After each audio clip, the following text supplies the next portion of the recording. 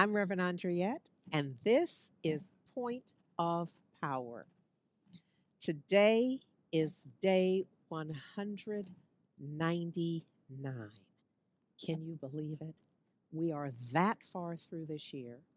We are presently still sheltered in place. And I'm declaring on our behalf, we are making the absolute best of it. I know there's a lot going on, and we have been through a lot up until this point. In fact, that's where I want to begin with day 199. In Marianne Williamson's book, A Year of Miracles, you know that that is our daily devotional for so throughout 2020, we are reading from a year of miracles. Why? Because we expect a miracle. And so we are focusing our daily attention on what is required of us to call forth the miracle that are already present in the universe. So here's what she says on day 199. Her title is Today I Make Love More Important Than Things. That's all I'm going to share from that today's read.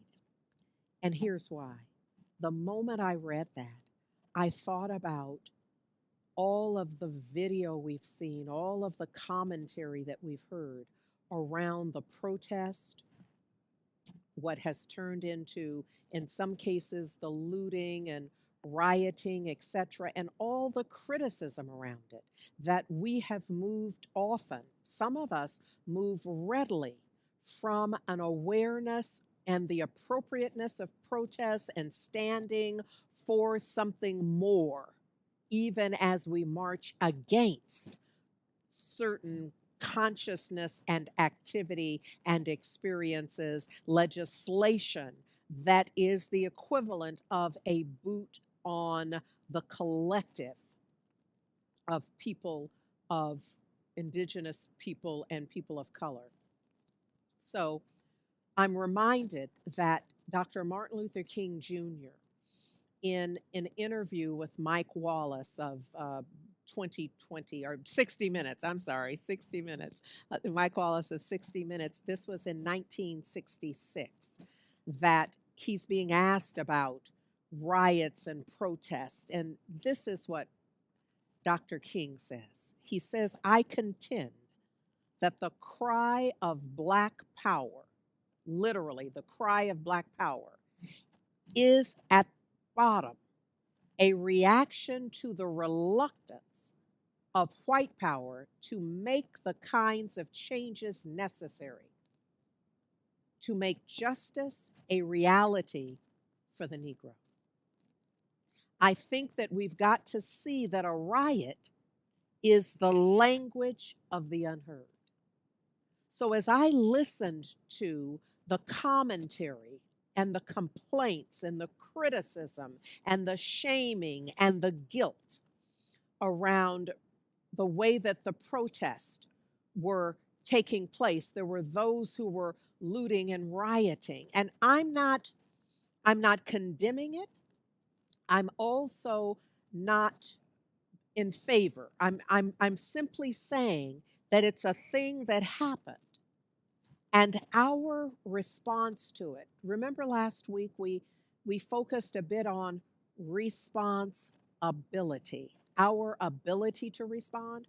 We do not have to respond in criticism. First of all, be aware that by the time we saw it on video, it had already happened. By the time we heard the pundits talking about it, it had already happened. So it's not that our comments are going to make a difference about the thing that already happened. So we are at choice in terms of what we see in it.